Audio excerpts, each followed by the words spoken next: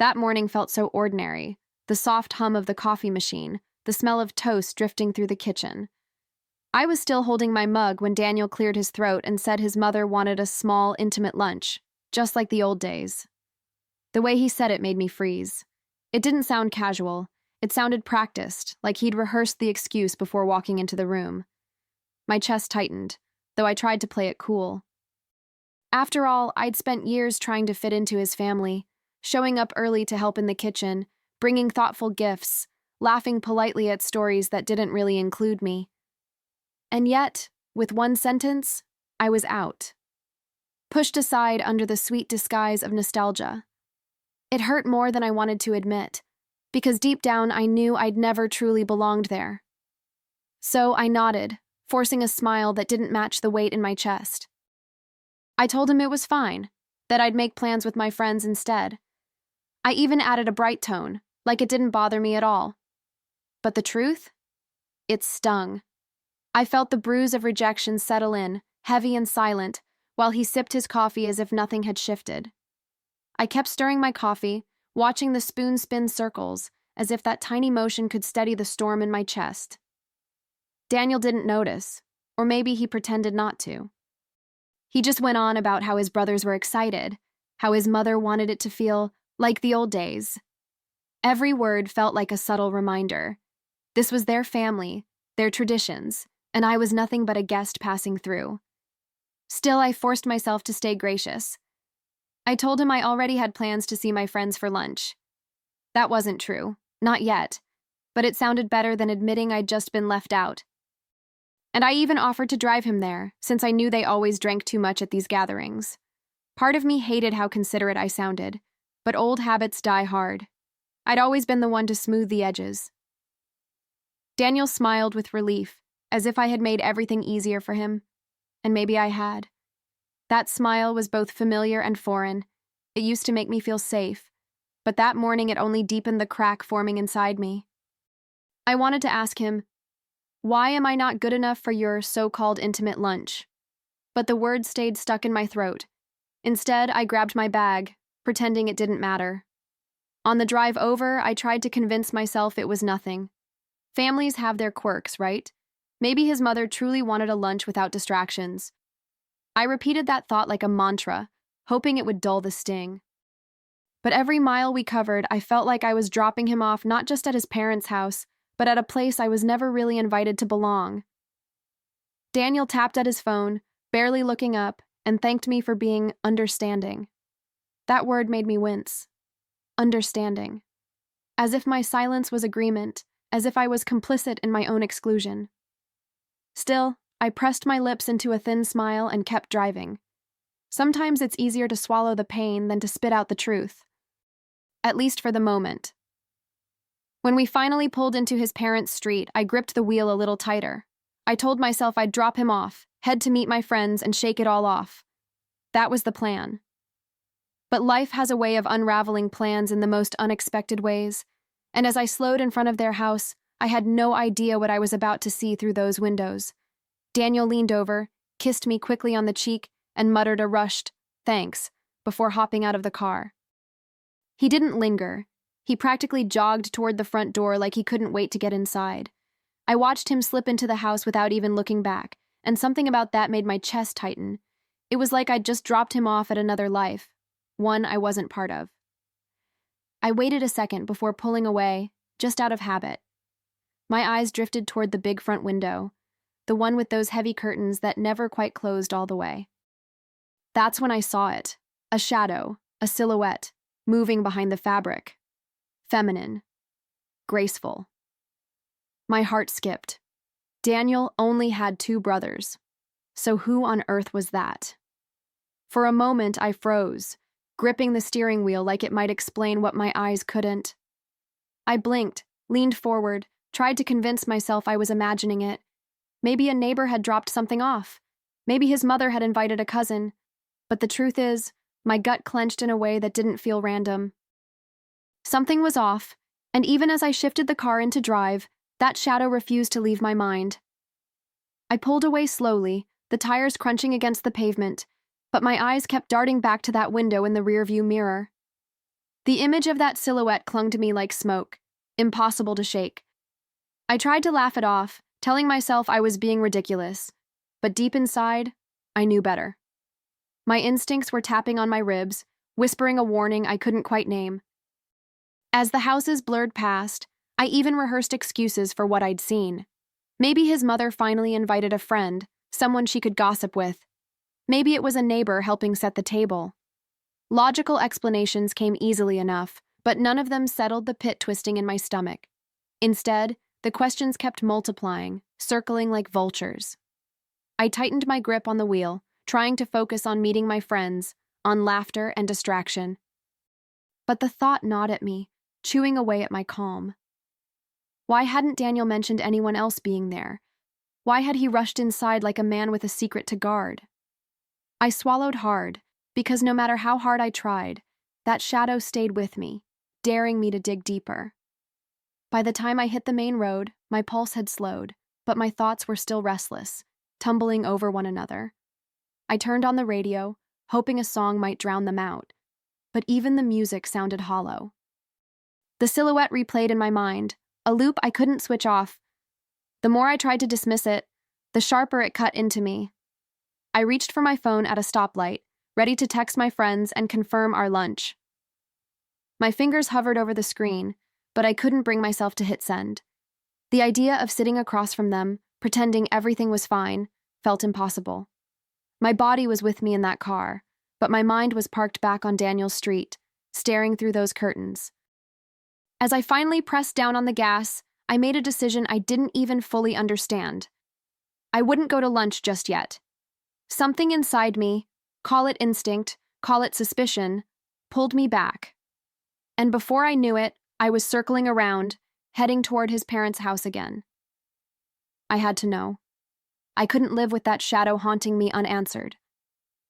I parked a block away, my hands trembling on the steering wheel.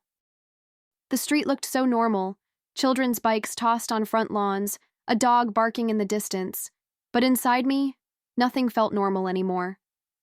I sat there for a moment, listening to the thud of my heartbeat in my ears, debating if I'd lost my mind. Who drives back to spy on their boyfriend's family lunch? Apparently, me. Sliding out of the car, I kept my steps soft, my breath shallow, as if the whole neighborhood could hear my suspicion. I crossed the street slowly, positioning myself in the shadow of a tree. From there, I had a clear view into their living room window. My palms were slick, and every nerve in my body screamed to leave, but curiosity wrapped around me like chains. Then the curtain shifted slightly, just enough for me to see. My stomach dropped, my throat dried instantly. It wasn't just some cousin or family friend. It was Claire, Daniel's ex. She was sitting there like she had never left, like this had always been her seat. And what tore me apart wasn't just her presence. It was the sight of Daniel right beside her. They weren't just sitting together. Their hands were intertwined, fingers locked in that casual, intimate way that screams history and comfort. And then they laughed, his head tilted back, hers leaning toward him, like I was a ghost that had never existed. My chest clenched so tight it felt like my ribs were collapsing inward. In that single moment, every insecurity I'd buried came rushing back to life. I'd always wondered if Daniel's family truly liked me, or if they were just tolerating me for his sake. Now, watching them, I had my answer. They hadn't pushed me aside for nostalgia's sake. They'd cleared space at the table for her. For Claire, the chosen one. The realization hit me like ice water poured down my spine. I was never part of their circle, not really. I couldn't move. My feet were rooted to the sidewalk, my breath fogging the glass as I leaned closer without even realizing it. Rage rose up inside me, hot and wild, but tangled with heartbreak so raw it nearly buckled my knees. Betrayal wasn't just Daniel's smile at Claire. It was the silent approval radiating from every face in that room. They weren't mourning my absence. They were celebrating hers. I pressed my back against the tree trunk, trying to steady my breathing, but my body wouldn't cooperate. My hands shook so hard I had to clutch them into fists. A bitter taste filled my mouth, part bile, part fury. I'd given so much of myself to Daniel, believing we were building something real, something solid. And here he was, building with her, on the very foundation of my exclusion. The longer I watched, the worse it got. Claire's hand brushed against his arm, his mother smiled warmly at her, and his brothers leaned in, hanging on every word she said. They weren't just welcoming her back, they were erasing me, rewriting history as if I'd never existed. The weight of that humiliation sank into me like lead, but beneath it, something sharper began to take form. It was anger, yes, but also clarity. I couldn't just drive away and pretend I hadn't seen this. No, I needed to step inside that house, look them all in the eye, and make sure they knew I wasn't blind. If they thought they could swap me out like yesterday's guest, they had no idea who they were dealing with. I slipped around the side of the house, my pulse drumming louder with every step. The backyard smelled faintly of cut grass and charcoal from an old grill, but I barely noticed. My focus was locked on the kitchen door. With one shaky push, it creaked open, the sound slicing through the muffled chatter drifting from the dining room. My heart hammered in my throat, but my anger steadied me, carried me forward. I stepped into the kitchen, the clinking of silverware and the low rumble of laughter spilling toward me. For a split second, I froze, my reflection staring back at me from a row of polished pots. What was I doing? I could still turn back. But then I remembered Claire's hand tangled with Daniel's, his family's approving smiles, and the sting of my exclusion. No, I wasn't going anywhere but in. As I pushed open the dining room door, the laughter cut off like someone had hit a switch. Forks clattered against plates, and a thick silence swallowed the air. All eyes turned toward me, wide with shock. Daniel's hand jerked away from Claire's as if I'd burned him, and for the first time in hours, I felt in control. I had caught them all in their perfect little lie. The words tumbled out before I could stop them. So this is your intimate family lunch? Bringing your ex back like I never mattered? My voice cracked, not with weakness, but with the raw edge of disbelief. Daniel's face drained of color. He opened his mouth, but nothing came out. Silence was his choice, and that silence cut deeper than any confession could have. Then came the knife twist. His mother set down her glass with deliberate calm and looked straight at me. "We always liked Claire more," she said, her tone cold and sharp. "She fits here better than you ever did." I felt the room tilt, my knees threatened to give way. Claire shifted smugly in her seat, her lips twitching in the shadow of a smile she didn't dare fully show. Daniel's brothers exchanged glances and nodded, like some jury rendering its verdict. And Daniel, my Daniel, sat there, jaw tight, eyes lowered, still refusing to defend me. In that moment, I wasn't just an outsider. I was a spectacle. Humiliation spread through me like wildfire, but so did something else, a new kind of clarity. Their rejection no longer broke me. It ignited me. I straightened my shoulders, forcing myself to stand taller even as their words echoed in my skull. The sting of rejection pulsed in my veins, but it no longer weakened me. It sharpened me. Their smug faces, Daniel's cowardly silence, his mother's cruel honesty, they thought they'd broken me. But I could feel a fire rising, something stronger than shame, something they weren't expecting. For the first time that afternoon, I smiled, not the polite kind I'd used for years to win their approval, but something colder, steadier, a smile that carried the weight of knowing I had nothing left to lose. Their laughter, their traditions, their so-called loyalty, it was all rotten underneath. And I was done playing the part of the tolerated outsider. I wasn't their victim anymore. I let the silence hang, every second twisting tighter around them. Then I slid my phone from my pocket, the gleam of the screen catching Daniel's eye. His face paled, his lips parting in sudden realization. They thought humiliation was mine to carry, but they were about to learn it could be theirs too. My revenge had already started forming in my mind. I held my phone up, steady and deliberate, framing the picture before anyone could react. Click. The sound echoed louder than their silence, capturing Daniel, Claire, his mother, and his brothers, all of them sitting there with smug little smiles. A perfect family portrait of betrayal. Their eyes widened, but I didn't falter. For once I wasn't the outsider.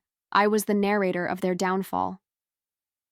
"Perfect," I said, my voice calm, almost cheerful.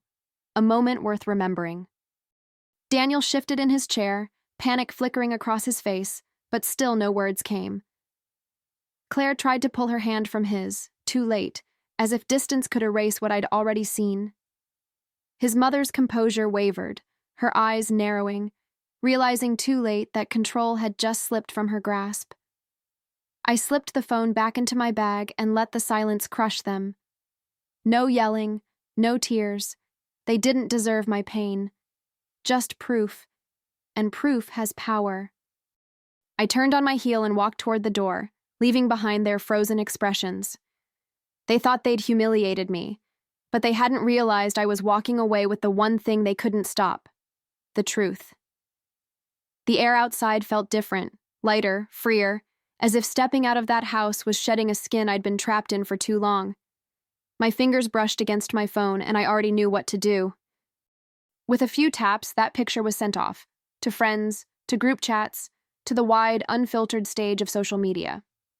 The caption came easily: "A family portrait of betrayal. Let them explain their smiles now." By the time I reached my car, the screen was buzzing with notifications.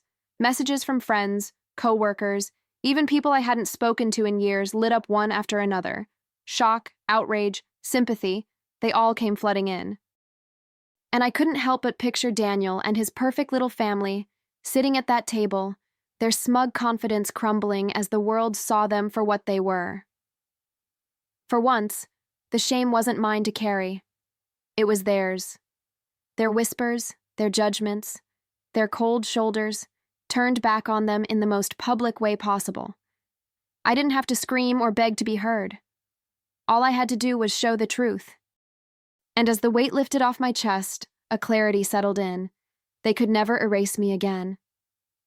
A week later, I sat at brunch with my closest friends, sunlight spilling across the table, glasses clinking with laughter. The weight that had once crushed me was gone, replaced with something steadier. Peace, maybe even pride. Daniel hadn't called. He didn't dare. Word was, the family's precious reputation had taken a beating they couldn't recover from. Their perfect little secret wasn't so perfect anymore. I raised my glass as my best friend leaned in, eyes shining with approval. For the first time in months, I felt seen. Not by a man who measured me against his past, not by a family that never opened their arms, but by the people who chose me without conditions. The betrayal had hurt, yes, but in its ashes, I found something unexpected. Freedom. I smiled.